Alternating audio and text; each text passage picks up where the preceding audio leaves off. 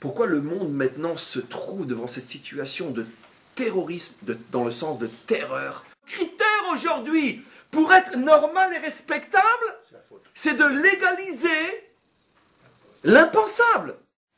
On s'aperçoit que notre monde a basculé tellement vite dans un phénomène de terreur, de peur, inimaginable. Le monde ne parle plus que de ça aujourd'hui.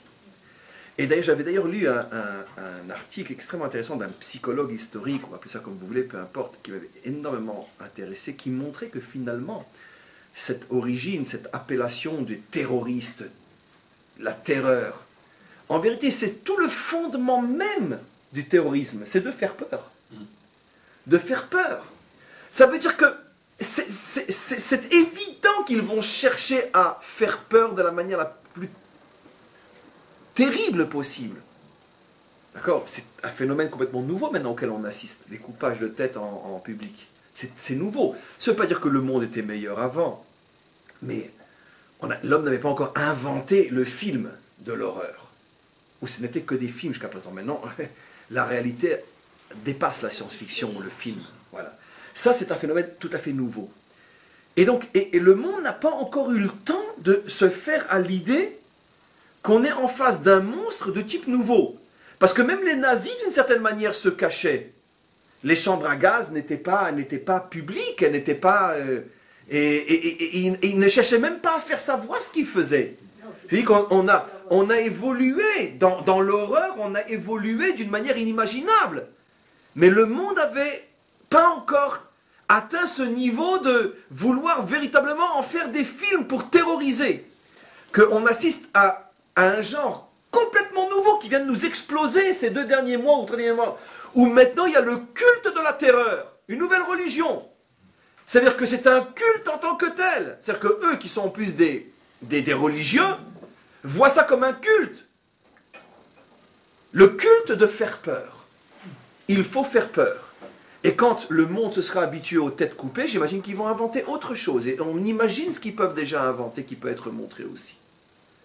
Et il n'y aura pas de limite, il n'y aura pas de fin. On n'est qu'au commencement encore. Et pourquoi? Pourquoi le monde maintenant se trouve devant cette situation de terrorisme, dans le sens de terreur, de peur? Mais alors, ce que je veux dire, prenez-le à un niveau très très haut, parce qu'évidemment que je sais qu'il y a 1000 autres explications, mais j'essaie de monter à la racine de toutes les autres racines. Parce que jamais le monde auquel on veut faire peur n'a été à ce point dans la faute. Comprenez ce que je dis, parce que c'est vraiment, vraiment, vraiment important.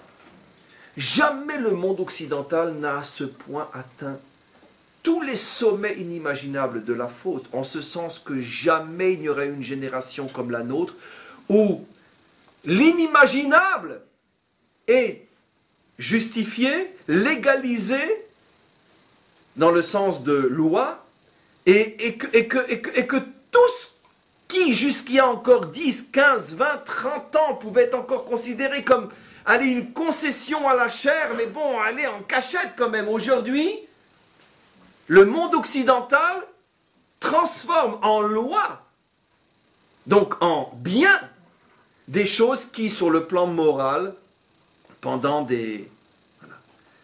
Ça me fait penser à une histoire absolument incroyable. Il faut le voir pour le croire. Il y a eu un défilé gay en quel pays là maintenant, récemment, là, hier ou avant-hier? En Serbie. En Serbie, d'accord?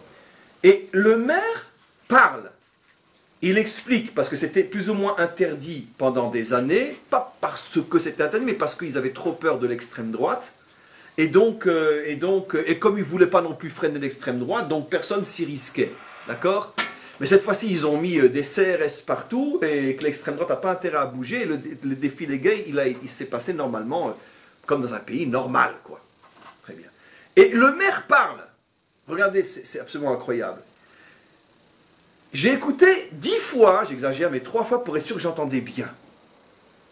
Et il dit, d'accord, comme justement maintenant on veut rejoindre l'Europe, d'accord, on veut montrer au monde que nous sommes un pays normal, que nous sommes un pays acceptable, et que l'Europe n'a aucune raison de nous tenir à l'écart.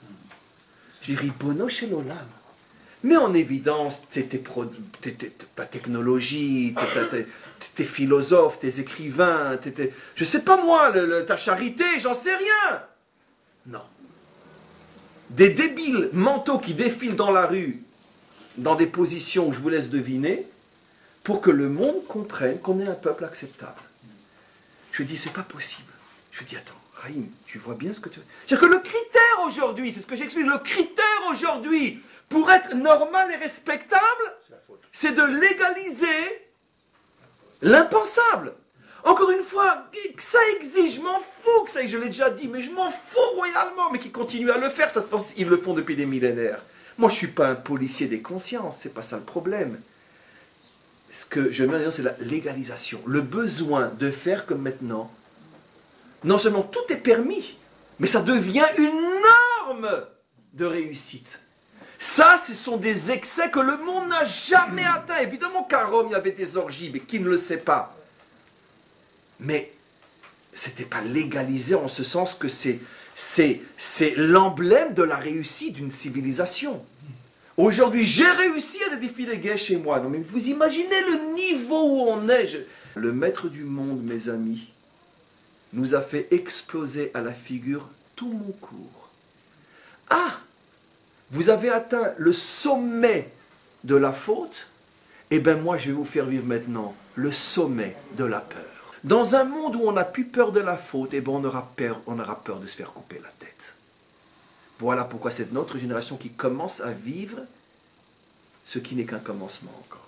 Lorsque tu as normalisé la faute, eh bien on va te normaliser l'horreur. Et ce que le monde occidental est en train de vivre aujourd'hui est l'application la plus concrète de tout ce que notre texte nous dit. Faute, peur. Tu as fauté, tu te caches, tu as peur.